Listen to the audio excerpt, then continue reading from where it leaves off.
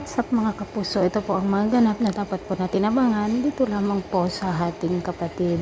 Ngayon nga po ay talagang malakas ang kutob nitong si Tali na iba ang intensyon ni Melania dito sa kanilang pamilya, kung kaya't pinagsabihan nga po niya si Rosel, mga kapuso, na hindi niya alam na si Melania pala ang kanyang nanay.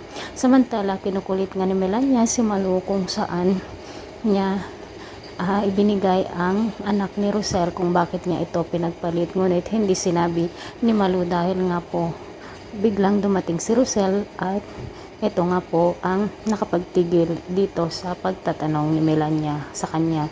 Samantala mga kapuso, hindi nga makatiis itong si Melania at pinuntahan na nga niya si Darius. Muntik na nga silang mabuko ni Rosel, mga kapuso, ngunit nakagawa na naman sila ng paraan para sa ganun ay hindi malaman ni Rosel ang kanilang relasyon.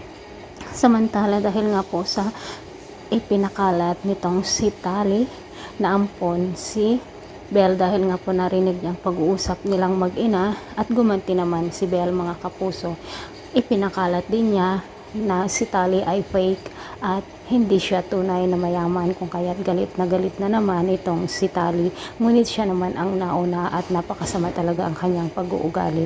Samantala success nga ang pag-i-invest ni Jacinta dito sa company ni na Chris at sila lamang ni Tyrone ang nakakaalam.